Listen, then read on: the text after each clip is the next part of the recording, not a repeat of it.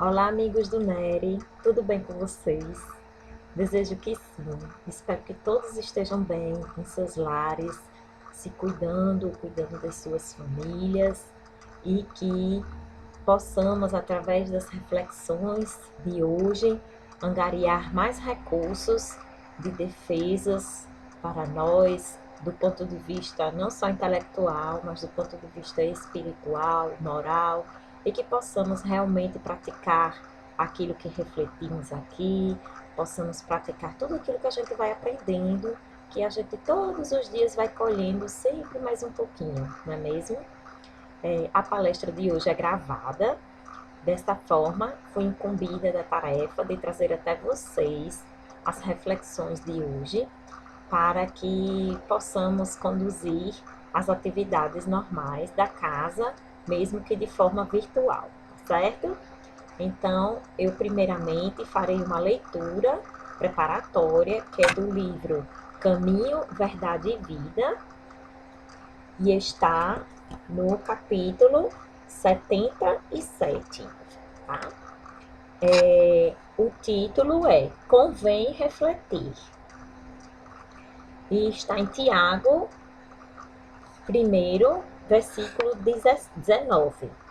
E diz assim: Mas todo homem seja pronto para ouvir, tardio para falar e tardio para se irar. E Emmanuel nos esclarece: analisar, refletir, ponderar são modalidades do ato de ouvir. É indispensável que a criatura esteja sempre disposta a identificar o sentido das vozes, sugestões e situações que a rodeiam. Sem observação, é impossível executar a mais simples tarefa no Ministério do Bem. Somente após ouvir com atenção, pode o homem falar de modo edificante na estrada evolutiva. Quem ouve, aprende. Quem fala, doutrina. Um guarda, outro espalha. Só aquele que guarda, na boa experiência, espalha com êxito. O conselho do apóstolo é, portanto, de imorredora oportunidade. É forçoso convir que, se o homem deve ser pronto nas observações e comedido nas palavras, deve ser tardio em irar-se. Certo, o caminho humano oferece, diariamente, variados motivos à ação enérgica. Entretanto, sempre que possível, é útil adiar a expressão colérica para o dia seguinte, porquanto, por vezes, surge a ocasião de exame mais sensato e a razão da ira desaparece. Tenhamos em mente que todo homem nasce para exercer uma função definida. Ouvindo sempre, pode estar certo de que atingirá serenamente os fins a que se destina. Mas, falando, é possível que abandone o esforço ao meio, e irando-se, provavelmente não realizará coisa alguma. Então, essas nossas reflexões iniciais nos conduzirão como uma parte introdutória ao nosso tema de hoje, mas, primeiramente, vamos fazer a nossa prece para pedir a orientação. Fechamos os nossos olhos para serenarmos os nossos pensamentos e orientando-nos para que o Mestre Jesus possa chegar com suas melhores vibrações até os espíritos benfeitores que são trabalhadores do Nery, os espíritos benfeitores que são nossos guardiões. Da mesma forma, aqueles espíritos familiares e simpáticos que sempre comungam conosco das nossas melhores vibrações, dos nossos melhores pensamentos, para que possamos fazer as reflexões da forma mais serena possível, para que procuremos, acima de tudo, nos conduzir, primeiramente, nos momentos mais difíceis da vida, de forma lúcida, sem buscarmos puramente a rebeldia e a falta de compreensão de tudo aquilo que vem como um grande aprendizado para todos nós. Que possamos, Mestre Jesus, trabalhar sempre em prol do bem, do próximo e da caridade. E que Tua luz seja nosso grande farol a nos conduzir nesta jornada, para que, através do nosso livre-arbítrio, não saiamos do caminho justo e reto, ao qual fostes o nosso grande exemplificador e modelo. Que assim seja. Bom, meus amigos, o nosso tema de hoje, ele está no Livro dos Espíritos, na parte 3ª, é o capítulo 10º, que trata da lei de liberdade. Mais especificamente, estaremos tratando das questões que vão de 843 a 850, que falam sobre livre-arbítrio. E eu gostaria de iniciar as nossas reflexões trazendo uma narrativa, né, que está constante no livro A Vida Escreve, que são psicografias dos Chico Xavier e Valdo Vieira, ao qual é trazido pelo espírito Hilário Silva. Então, Hilário Silva, muito semelhantemente a André Luiz, ele vem trazer algumas narrativas do ponto de vista do mundo espiritual, mas de casos que acontecem aqui no nosso plano carnal, né? E aí ele vem narrar essas histórias para nós, trazendo todo um fundo moral, para que possamos refletir. Então, no capítulo 4º desse livro, tem o título Contrabando. E aí vamos fazer a nossa descrição. Acautele-se, meu filho. Fuja de qualquer desrespeito ao caminho legal. Resigne-se ao dever. O trabalho honesto é a vida segura. Pode haver embaraço, sim. Pode haver. Mas o suor na obrigação bem cumprida é o preço correto da verdadeira felicidade. Assim falava o espírito de Dona Maria Clara ao seu filho Leonardo, através de um médium. Não queira contrabando. Você é tintureiro. Cuide da roupa limpa, que é serviço de Deus. Lembre-se de que, às vezes, tudo exigindo, costumamos tudo perder. A criatura tem livre-arbítrio para melhorar o destino ou agravá-lo, todos os dias. Entretanto, ali mesmo, ao término da sessão, Leonardo Madeira falava aos amigos. Ora, ora, minha mãe mora noutro mundo. Aposto que mudaria se estivesse no nosso. Tenho um filho para educar e o colégio é um osso duro. Minha vida é meu filho. Jurei que não terá de futuro as minhas dificuldades. Mas ouça, Leonardo, falava Serra, que era um dos diretores do Centro Espírita. Você precisa considerar, se você realmente negocia de forma clandestina, 3 pontinhos. Clandestina por quê?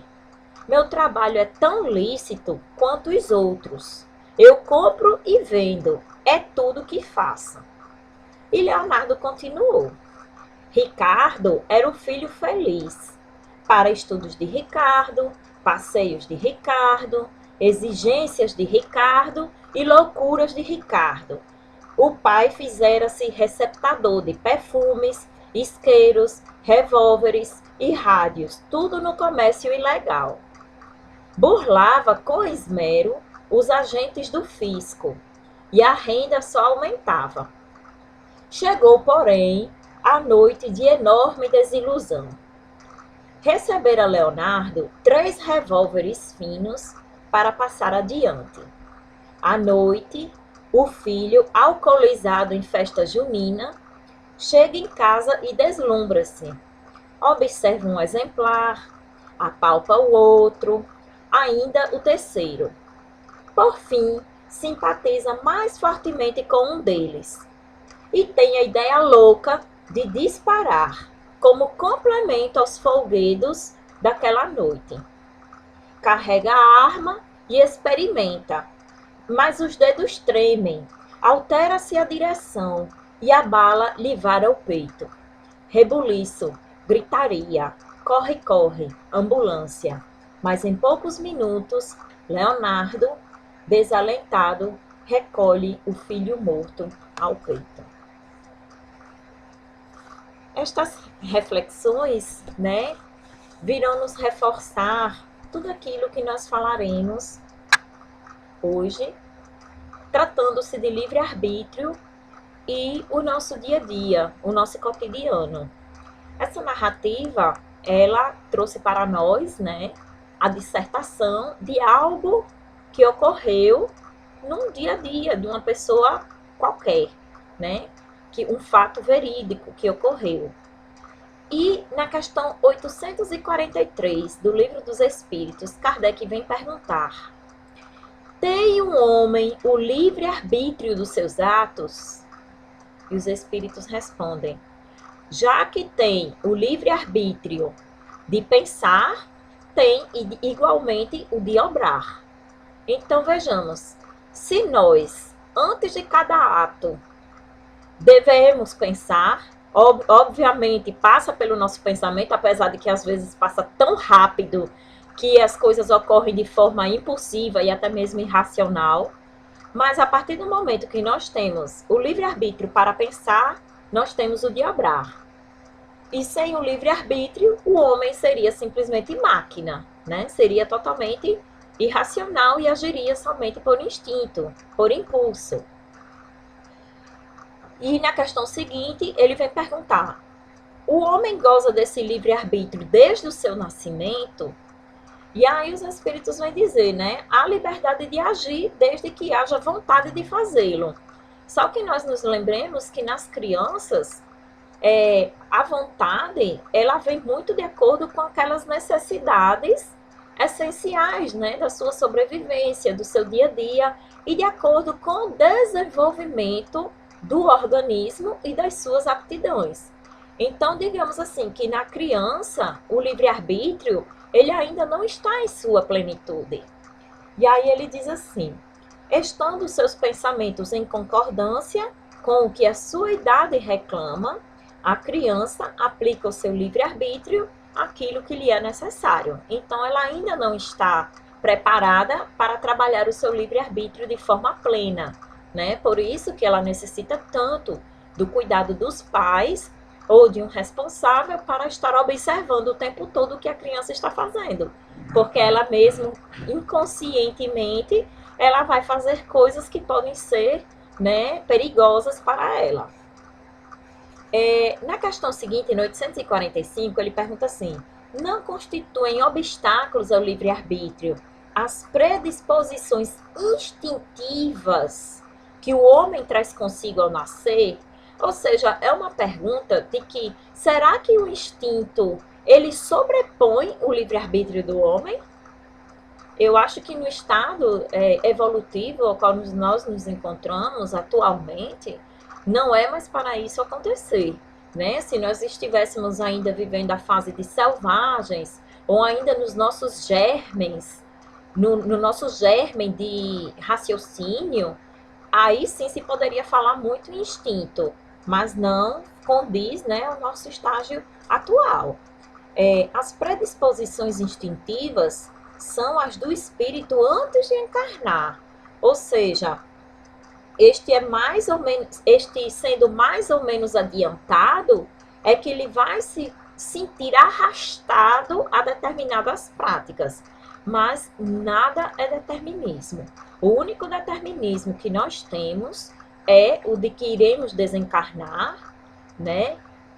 Às vezes, algumas das nossas provas, algumas das nossas expiações que estão ali programadas, mas não de forma determinante, né? Até porque algumas programações elas são modificadas ao longo do nosso percurso. Então, de acordo com como a gente for agindo pelo nosso livre-arbítrio, né, é que nós iremos colhendo durante a nossa vida aquela sementeira. E aí é que nós vemos, mas eu passo por determinadas situações de que não parecem consequências, né, de decisões do agora, de livre-arbítrio de agora. Mas se não foi de agora, nós sabemos que como causas das aflições podem estar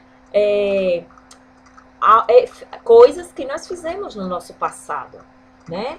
Então, eles dizem assim, conforme seja este mais ou menos adiantado, eles podem arrastá-lo à prática de atos repreensíveis, no que será secundado por espíritos que simpatizam com essas disposições. Ou seja, ele se sente como que um arrastamento irresistível a realizar determinado ato. Não há, porém, esse arrastamento irresistível, uma vez que se tenha vontade de resistir. Lembrai-vos de que querer é poder. Tem até uma narrativa numa das revistas espíritas que fala do caso do assassino Lemer. E esse assassino, depois ele diz que ele já havia cometido assassinato e diz que quando reencarnasse seria conduzido por um arrastamento irresistível a cometer o ato novamente. Só que nós temos que ele disse aquilo que era do entendimento e da compreensão dele naquele momento. Só que nós temos que nos lembrar o seguinte, ele seria colocado à prova novamente. Ele deveria enfrentar aquela dificuldade novamente e que teria, sim, o livre-arbítrio para, através da vontade, decidir cometer de novo o ato ou não. E aí é que está a questão do instintivo. Não é instintivo. Existe, sim, uma força que deve estar dentro de cada um de nós, que é a força de vontade. Aí ele vem perguntar sobre a aberração das faculdades, né? Se quando a gente se encontra no estado de deficiência mental, de idiotia, se essas aberrações elas não alteram esse livre-arbítrio, né? E aí diz que sim, né? Que infelizmente já não é senhor do seu pensamento aquele cuja inteligência se ache turbada por uma causa qualquer e desde então já não tem tanta liberdade. A aberração constitui muitas vezes punição para o espírito, que porventura tenha sido noutra existência muito fútil, orgulhoso, ou tenha feito mau uso de suas faculdades. Então, muitas vezes foi alguém que teve grandes qualidades intelectuais, né, era extremamente inteligente e se utilizou dessa inteligência para praticar o mal, né? E aí, numa reencarnação seguinte, ele vem com um estado de idiotia, com suas faculdades intelectuais totalmente turbadas.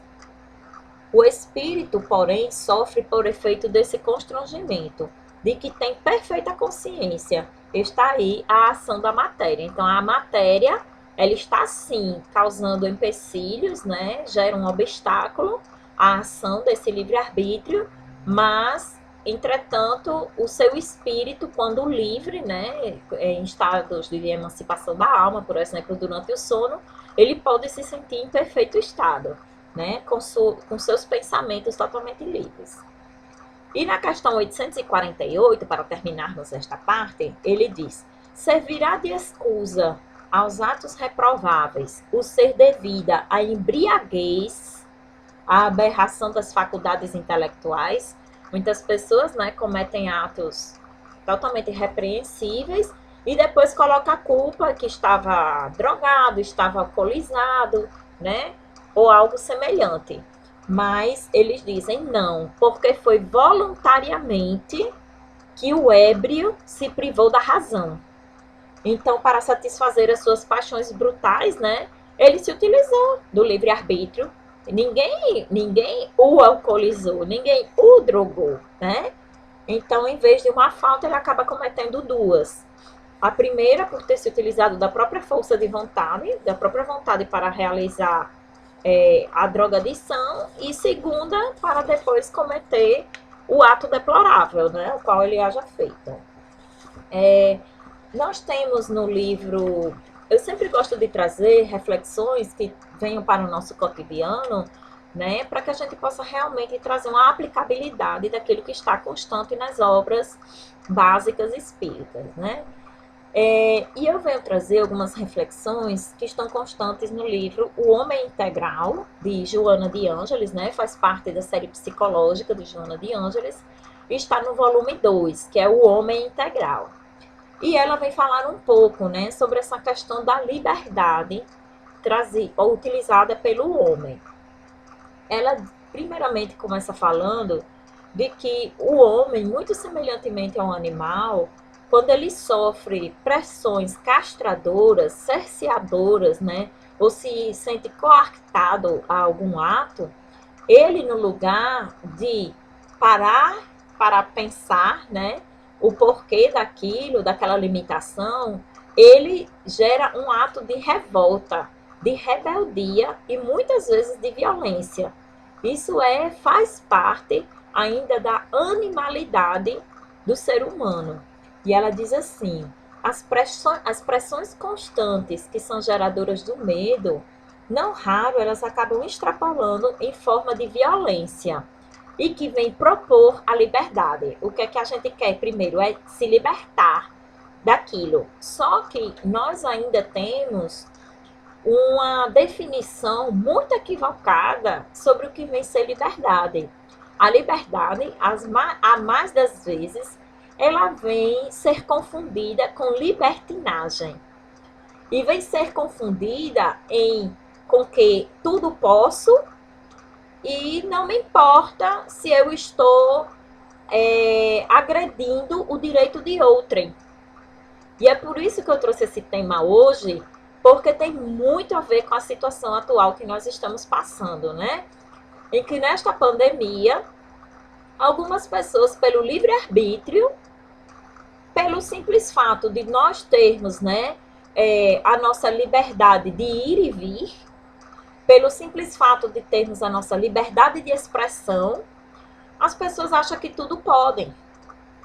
E de tal forma que estão colocando em risco não só a si mesmo, mas também colocando em risco a vida de outras pessoas. Então, há pessoas que têm toda a condição de ficar em casa, de se resguardar, de resguardar sua família, que tem pessoas que são do grupo de risco na sua família e dizem, eu tenho liberdade para sair e fazer o que quiser. E aí estão indo se aglomerar, estão indo a festas, estão indo se encontrar com pessoas que circulam muito, né, pela rua e que podem estar transmitindo a doença. Então, são pessoas que acreditam que pelo fato de terem liberdade, se sentem no direito de estar agredindo o direito do outro, né? E aí que o outro também tem o direito à saúde, o outro também tem o direito de se expressar, o outro também tem o direito de ir e vir, mas está, né, fazendo sua parte de se resguardar. E a gente, como agentes, né, de transmissão de ensinamentos, podemos, através da doutrina espírita, trazer também estas reflexões para o nosso dia a dia. Então, eu vendo algumas situações, né, que estão ocorrendo por aí, vendo pelas redes sociais as atitudes irresponsáveis de algumas pessoas, eu digo, olha aí a ação do livre-arbítrio, né? E foi por isso que eu escolhi esse tema para trazer para vocês, porque a gente muitas vezes não reflete sobre isso. Até que ponto a gente se sente no direito de estar atingindo o nosso próximo, porque estamos tão egoístas, pensando somente em nós mesmos e na satisfação muitas vezes dos nossos prazeres, das nossas paixões, da nossa vontade, aí estamos atingindo o nosso outro, prejudicando-o. E aí, Joana de Ângeles, né, prossegue, eu trago apenas um resumo daquilo que ela trouxe para nós. né? E ela diz: é perfeitamente normal o empenho do cidadão a favor da sua libertação total, né? Que é um passo valioso na conquista de si mesmo. Mas vejamos, quando nós falamos conquista de si mesmo, a gente passa pelo quê? Para nós nos conquistarmos, nós temos que ir nos autoconhecendo, né? E aí, nesse autoconhecimento, muitas pessoas acreditam que o se conhecer é simplesmente eu ir para fora. Eu tenho que conhecer tudo do mundo para conhecer a mim mesmo. Às vezes nem é necessário, né? Tudo isso. Às vezes, muitas ocasiões em que nós nos encontramos, por exemplo, confinados, como estamos agora, são oportunidades de autoconhecimento. A gente está sendo obrigado a conviver consigo mesmo. Então, a gente agora que vai perceber se somos pessoas legais ou não. Agora que a gente vai ver se somos pessoas suportáveis ou não. Agora que a gente está vendo como é que nós somos, né? Como familiares, como nós somos como amigos, como nós somos com relação ao nosso próximo. Agora que está sendo uma grande oportunidade de autoconhecimento. A gente não precisa estar lá fora no mundo o tempo todo nessa liberdade total, né? Para que nos autoconheçamos. Então é um momento de introspecção. É um momento de aproveitar esse ensinamento que está sendo trazido para todos nós. Infelizmente, como ser humano ainda é muito sensível puramente à matéria, nós necessitamos sentir na pele.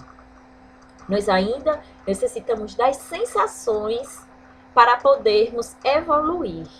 Nós ainda necessitamos disso, porque ainda não nos conduzimos puramente pelo amor. Eu acho que só chegaremos a isso quando estivermos realmente no mundo de regeneração, né? De podermos chegar aos nossos aprendizados pelo amor. Infelizmente, ainda necessita ser pela dor. E aí, Joana de Ângeles prossegue, né? Dizendo: todavia, pouco esclarecido e vitimado pelas compressões que o alucinam, ou seja, essa pressão, né, em que ele se sente castrado, cerceado, o ser humano ainda se utiliza de instrumentos de rebeldia, desencadeando lutas e violências para lograr ao que aspira, como condição fundamental de felicidade. Então acredita que a felicidade sempre está lá fora, né? Nessa liberdade total para fazer o que quer, do jeito que quer, na hora que quer, né? Esquecendo-se que a felicidade é um estado de espírito totalmente individual e intransferível. Está dentro de nós. Então a gente tem pessoas que podem estar totalmente presas, há pessoas que podem estar cesseadas de movimentos numa cadeira de rodas, pode estar numa cama vegetando e ser feliz. Por quê? Porque é estado de espírito. É estado de espírito. Então, a violência jamais oferece a liberdade real. Porque é uma liberdade somente naquilo que a pessoa está acreditando. É uma liberdade ilusória. A verdadeira liberdade, ela só é adquirida quando nós nos libertamos das nossas amarras espirituais, que são as amarras do orgulho, as amarras da vaidade, as amarras do egoísmo. Tudo isso gera um peso tão grande em nosso ser espiritual que nós nunca nos sentimos livres, nós nunca nos sentimos felizes. A gente sempre está sentindo falta de alguma coisa. Quando somos extremamente ambiciosos, né? A gente diz: eu só vou ser feliz quando conseguir tal coisa. E aquela coisa chega, né? A gente luta para conseguir aquilo. E quando chega, não era isso. Ainda não continuo feliz. Ainda não estou feliz. E aí vai atrás de outra coisa. Por quê? Porque são essas amarras que estão dentro de nós. Então a liberdade, ela é muito pessoal. Alguém pode estar preso e se sentir livre, né? A gente pode ver o caso de Nelson Mandela, né? Ele estava aprisionado fisicamente, mas a mente dele, o pensamento dele e a noção de liberdade dele era fantástica, né? Então, o instinto de rebeldia, ele já faz parte da psique humana, até mesmo desde a nossa fase de criança, nossa fase infantil. Ela diz assim, que aquela criança que se obstina em usar a negativa, né? Está sempre dizendo que não sabe nem o que é que você está pedindo.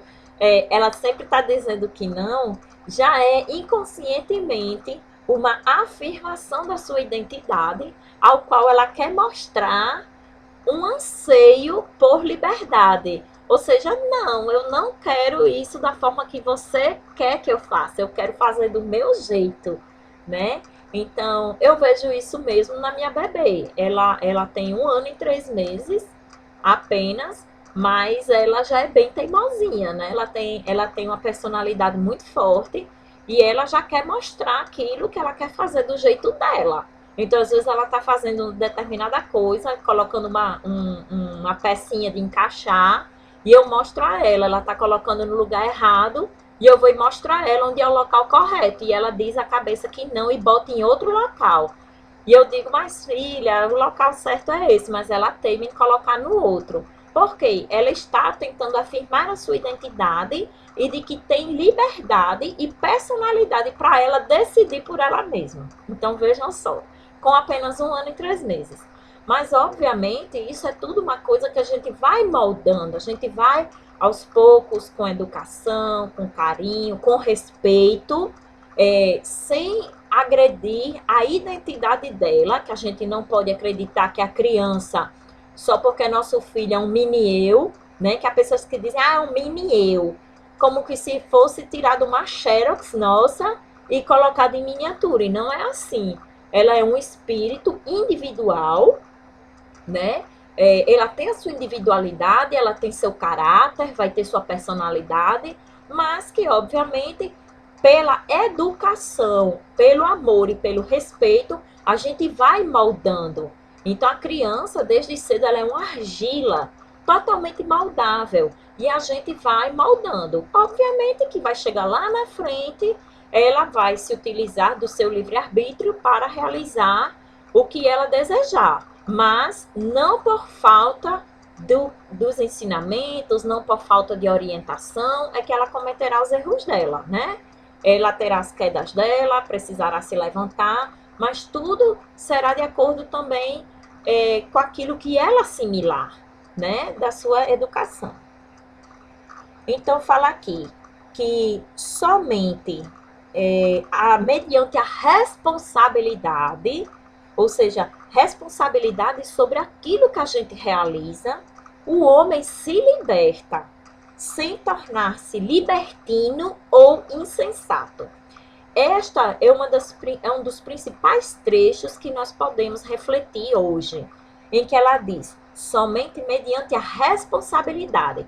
Porque quando nós nos tornamos responsáveis pelos nossos atos, nos utilizamos do livre-arbítrio e da razão, nós não seremos libertinos ou insensatos.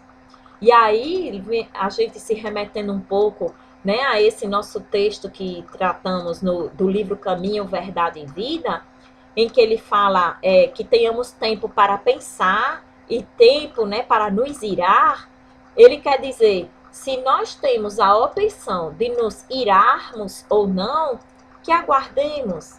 Quando a gente aguarda, a gente vai raciocinando e através da nossa força de vontade, a gente fica caladinho e no lugar de revidar, no lugar de se irar, no lugar de ter um ato colérico, a gente pensa, se resguarda e, se necessário, fala alguma coisa que venha para edificar, que venha para ajudar, né?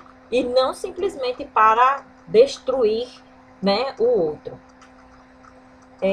A sociedade que fala em nome de pessoas de sucesso, né? Então, pessoas de sucesso são aquelas que estão sempre mostrando liberdade total, né? Que estão sempre felizes o tempo todo e demonstrando isso, né? Como pessoas que estão sempre bem, porque são totalmente livres. E aí a gente mostra aqui, estabelece que a liberdade é o direito de fazer o que a cada um lhe apraz, é o que a sociedade, né, vem trazer como conceito de liberdade, é cada um fazer o que lhe apraz, sem dar-se conta que essa liberação da vontade termina por interditar o direito dos outros. Então nós falamos sobre isso, né? O que acaba fomentando lutas individuais, dos que se sentem impedidos. Então, aquele que está sendo cerceado no seu direito, né, devido à irresponsabilidade do outro, ele acaba se revoltando, né, e acaba gerando atos de violência, de grupos e de classes, né, porque eles sentem seus direitos dilapidados. Vejamos, né, como está bem atual esse tema.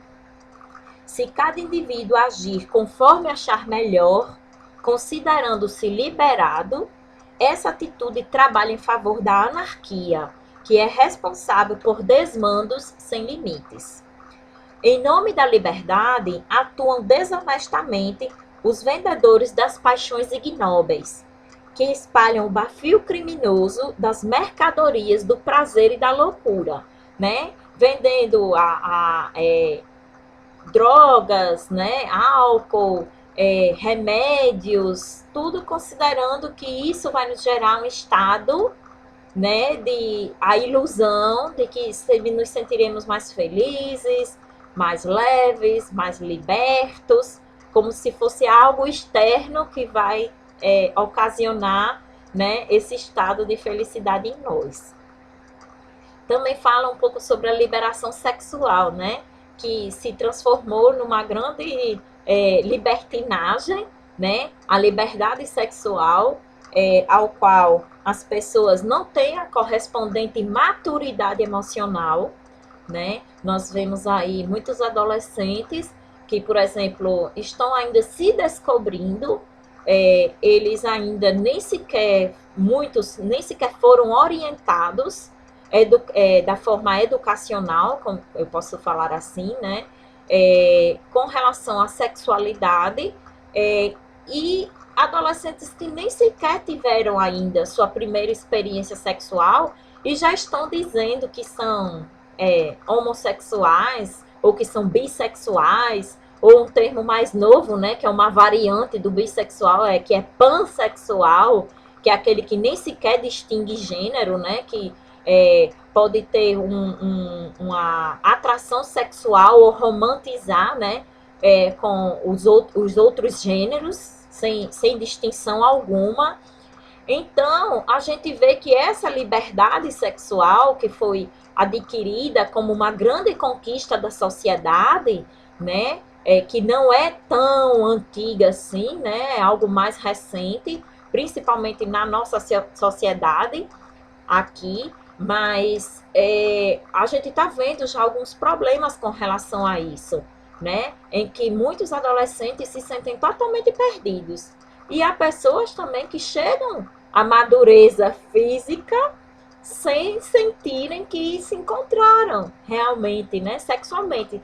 Exatamente porque não tiveram uma maturidade emocional, até mesmo para saber distinguir, e acredita que sempre é no outro que estará se completando, né? Então acredita que provando de tudo é que irá se completar. E aí é mais uma busca, né, através dessa liberdade, é mais uma busca que acaba nos aprisionando de tal forma em que a gente sempre está achando que é lá fora, quando na realidade é dentro de nós mesmos, né? E fala assim, sem a correspondente maturidade emocional e dignidade espiritual, rebaixou as fontes genésicas ao paú venenoso, no qual as expressões aberrantes assumem cidadania, inspirando comportamentos alienados e favorecendo a contaminação por enfermidades degenerativas e destruidoras da existência corporal. Ao mesmo tempo, faculta o aborto delituoso, porque há pessoas que simplesmente se preocupam, né, com a relação sexual e não se preocupam em se vai ter, né, consequências lá na frente, seja uma enfermidade ou seja uma gestação indesejada, e a promiscuidade sexual, promiscuidade moral, reconduzindo o homem a um estágio de primarismo dantes não vivenciado. Por que a gente pode considerar um primarismo? Porque com todos os avanços que houveram, né, na sociedade, isso parece que está sendo uma regressão, né? Por isso que está dizendo, parece que se está retornando aos primarismos. A liberdade de expressão também, que a gente pode falar dela, em que o livre-arbítrio é puramente utilizado também. Então, nós já falamos liberdade sexual, falamos da liberdade de um modo geral, né, dos nossos atos, ao qual nós utilizamos o nosso livre-arbítrio, e ele também passa pela liberdade de expressão. Então, pelo fato das pessoas se sentirem livres, né, para pensar e para obrar, né, para realizar atos, acham também que podem falar qualquer coisa, independentemente de quem estará atingindo, né? E diz, a liberdade de expressão àqueles que estão emocionalmente desajustados tem permitido que a morbidez e o choque se revelem com mais naturalidade do que a cultura e a educação. Então, tem pessoas que perdem maravilhosas oportunidades de ficarem caladas e gostam, né, de chocar, gostam de, inclusive quando ele fala a morbidez, né, na liberdade de expressão, pessoas que não têm o menor pudor para agredir o outro, né? A gente está vendo muito isso nas redes sociais, principalmente, em que há pessoas que, quando veem que algo não as agrada, ela simplesmente vai lá falar. Não pensa o que está sendo refletido no outro, né? Ah, você está muito gorda. Ah, você está muito magra. Ah, você está com cara de sono. Ah, você está... Então, aquilo que não agrada, que não está conforme o seu padrão, a sua régua, a pessoa se sente no direito, devido à liberdade de expressão, se sente no direito de dizer qualquer coisa, sem medir consequências. Isso está sendo algo tão grave que nós estamos vendo pessoas se suicidando por conta disso. Porque são pessoas que já são emocionalmente instáveis, emocionalmente imaturas, pessoas que não tiveram o seu autoconhecimento ainda, que não tiveram o seu autoencontro e que estão aguardando sim a aprovação. Está aguardando a aprovação da sociedade. Né? São pessoas que necessitam disso, porque acreditam que só serão felizes quando forem aprovados pelo outro, né? É essa busca pelo externo, né? E aí acabam que há pessoas que estão se suicidando por conta disso. Então, é uma liberdade, um livre-arbítrio que está se tendo e não se está tendo o menor cuidado. Está, sim, interditando o direito do outro. O direito do outro de ser feliz com o que tem, o direito do outro de ser feliz com o que é, né? Então, pensemos bastante sobre isso. Um trecho muito importante que ela fala aqui é que a liberdade é um direito que se consolida na razão direta em que o homem se autodescobre e se conscientiza. Então, a liberdade não é esse para fora, né? É um autoconhecimento de autoconscientização, podendo identificar os próprios valores, que se deve aplicar de forma edificante, respeitando a natureza e tudo que nela existe. Então, quando a gente se autoencontra, é que a gente se liberta. Aí é que está. Porque nós vamos nos liberando dessas amarras. Quando a gente se autoencontra, a gente vê quais são as nossas qualidades e quais são os nossos defeitos. E quando a gente descobre esses defeitos e a gente começa a trabalhá-los, é que a gente começa o nosso processo de libertação. E aí é que está, né, gente? Como é um processo íntimo, individual e intransferível, né?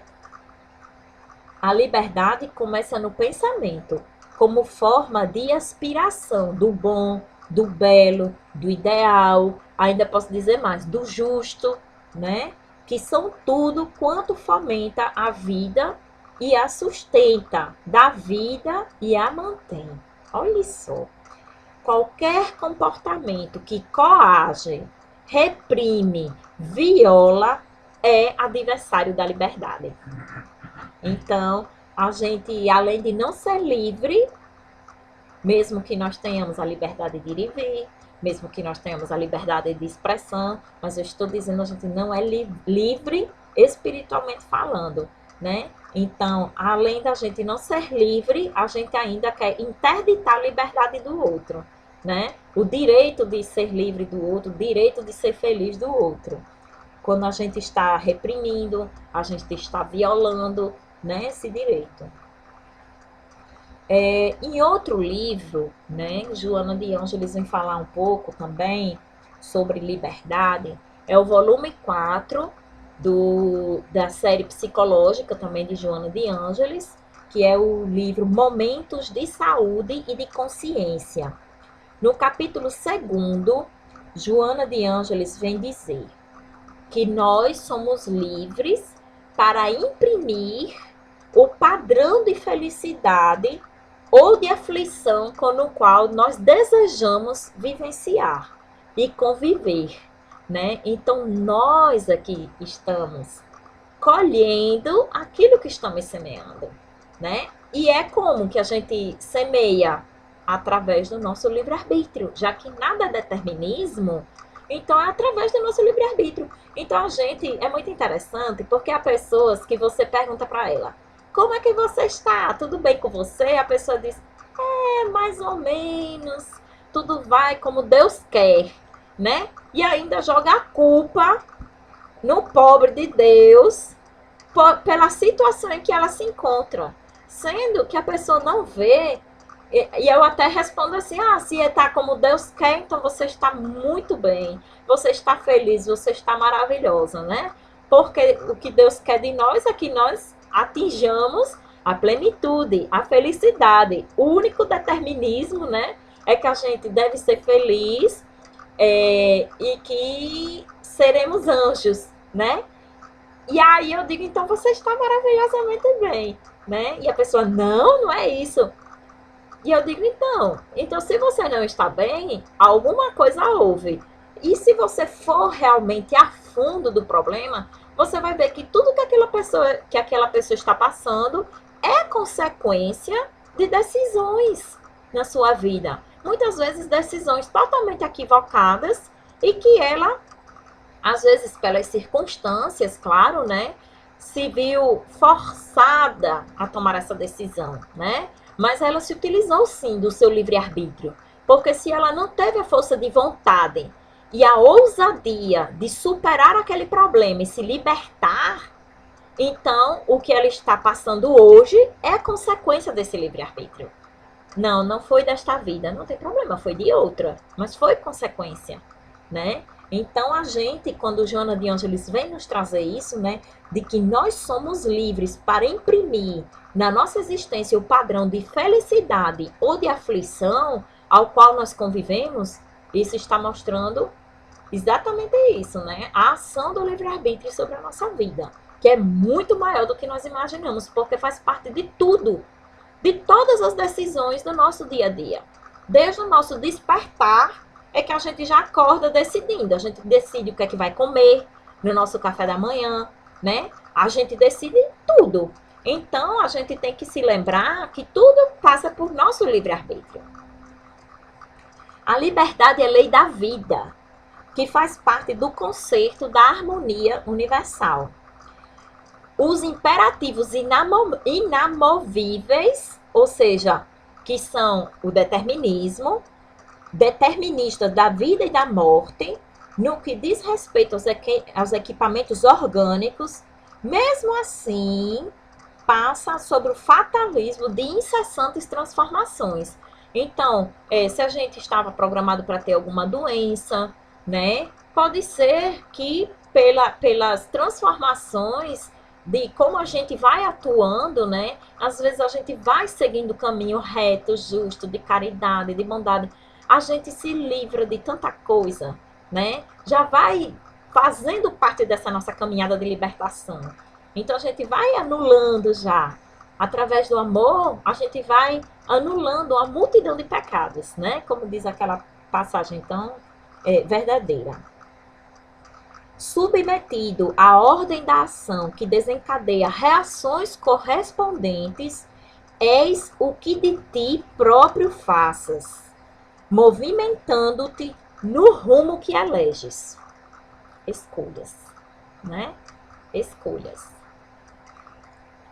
Examinando o magno problema da liberdade, Jesus sintetizou os meios de consegui-la. Na busca da verdade, única opção para tornar o homem realmente livre. Então, se a gente sempre está em busca da verdade, né? Que verdade é essa? A gente pergunta tanto, que verdade é essa? Será que a verdade está na Igreja Católica? Será que a verdade está no budismo? Será que a verdade está com os protestantes? Será que a verdade está com a doutrina espírita? Né? Todos querem estar em posse da verdade. E todos acreditam que estão seguindo a verdade, né? Mas ela sintetiza: a verdade está onde? Em Deus. A verdade, em síntese, é Deus. Então, se a gente está seguindo o nosso caminho de acordo com as leis de Deus, então não há o que temer, né? Porque tudo aquilo de aflição que nós passamos hoje foi uma derrogação das leis de Deus. A gente infringiu alguma lei para estar passando por uma aflição hoje. E essa lei foi infringida as mais das vezes por livre-arbítrio. Quando não é uma pessoa consciente, né, uma pessoa que realmente tem consciência de si, dos seus atos, é que podemos dizer que ela agiu por impulso, agiu de forma irracional, né? Agiu conforme a sua condição, mas tudo isso não nos preocupemos, porque tudo isso entra na contabilidade de Deus, né? Deus sabe qual é o padrão evolutivo de cada um, qual é o nível de responsabilidade de cada um, e ele sabe que quanto mais cada um tiver, mais lhe será pedido, né? E isso passa pelo nosso conhecimento, né? Então, a verdade em síntese, que é Deus, e não a verdade conveniente de cada um, que nós criamos a nossa própria verdade.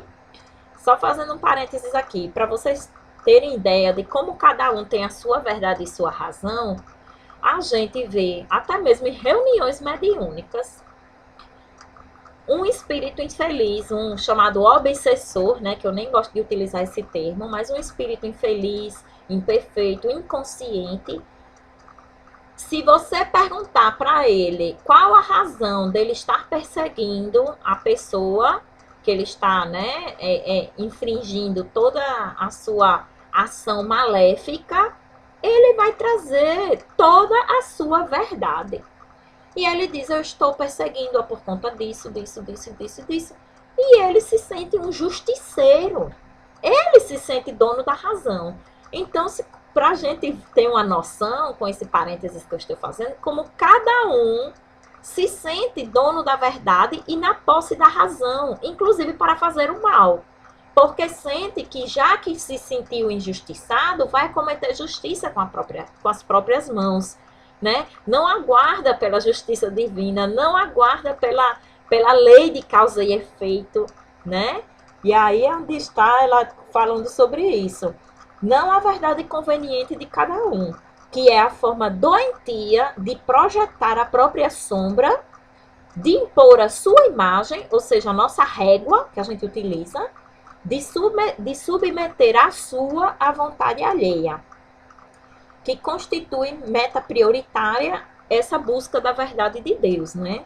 Deus, porém, está dentro de todos nós. Como, gente? Através da nossa consciência.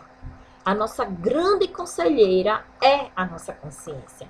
É porque a gente está tão turbado sempre, a gente está tão perturbado pelo nosso dia a dia, pelo corre-corre, pelos nossos automatismos, né? Que a gente nunca para pensar. A gente age como robôs, muitas vezes, por impulso, por instinto, dentro do nosso primarismo, né? Dentro da nossa animalidade. Então, muitas vezes a gente toma decisões equivocadas, não porque não saibamos a forma mais consciente de fazê-lo, mas é porque a gente não para ouvir essa nossa consciência, né? Não para ouvir a verdade, não para ouvir o que Deus tem para nos falar, né? Que as mais das vezes ele nos traz a resposta, mas a gente não ouve. Deus, porém, está dentro de todos nós e é necessário imergir na sua busca, de modo que o exteriorizemos sobranceiro e tranquilizador. Que quando a gente atua conforme, né, essa verdade, de acordo com as leis divinas, a gente adquire paz, a gente adquire plenitude, a gente adquire, né, serenidade. Livre é o espírito que se domina e se conquista. Olha aí. Movimentando-se com sabedoria por toda parte, idealista e amoroso, superando as injunções pressionadoras e amesquinhantes. Então, por mais que você esteja confinado, por mais cerceado de liberdade que você esteja, quando você se autodescobre, se autoconhece, você se sente livre, porque você está pleno. Então, não sente que lhe falta nada, não sente que está tudo está ausente, tudo está lhe faltando. Sócrates permaneceu em liberdade, embora na prisão e na morte que lhe adveio depois. E Cristo, cuja mensagem é o amor que liberta, prossegue ensinando a eficiente maneira de conquistar a liberdade, e que a maioria de nós não segue, né? Há mais de 2000 anos trouxe sua mensagem e ainda assim a gente teima em não seguir. E aí não vivemos livres, continuamos totalmente amarrados em nós mesmos. Nenhuma pressão de fora pode levar à falta de liberdade, quando se conseguir ser lúcido e responsável interiormente, portanto, livre. Eu vou finalizar, né, a nossa reflexão de hoje, a nossa exposição, trazendo uma mensagem que ela diz assim: podes e deves ser feliz. Esta é a tua liberdade de escolha. Se te encontras atrelado ao carro de aflições, porfia construindo o bem e te libertarás. A dificuldade de agora é o efeito da insensatez do passado. A vida renova-se a cada momento. Situações funestas alteram-se para melhor, à semelhança de paisagens ensombradas que rapidamente vestem-se de sol. Não des trégua à desdita, à ociosidade, aos queixumes. És senhor do teu destino, e ele tem para ti, como ponto de encontro, o infinito. Quem se desvaloriza e se desmerece e se invalida, fica na retaguarda. É necessário que te envolvas com o programa divino. Todo aquele que não se envolve positivamente, nunca se desenvolve. Se preferires sofrer, terás liberdade para a experiência até o momento em que te transfiras para a opção de bem-estar. Desse modo, não transformes incidentes de pequena monta em coisas e ocorrências corriqueiras em tragédias. Ninguém tem o destino do sofrimento. Ele é resultado da ação negativa, jamais a causa. Faze uma avaliação honesta da tua existência, sem consciência de culpa, sem pieguismo desculpista, sem coerção de qualquer natureza. E logo depois desperta para o que deves produzir de bom, de útil, de construtivo, empenhando-te na realização da tua liberdade de ser feliz. Bom, meus amigos, espero que as nossas reflexões de hoje tenham ficado na mente, no coração de cada um de vocês e que possamos principalmente nos utilizarmos dessa grande liberdade que nós temos, que é o livre-arbítrio, sempre em busca de nós mesmos, em busca do bem maior, que é o coletivo, e que possamos prosseguir nesta jornada cada vez mais em busca da plenitude e da paz. Muito obrigada pela atenção de todos vocês e até a próxima. Tchau, tchau.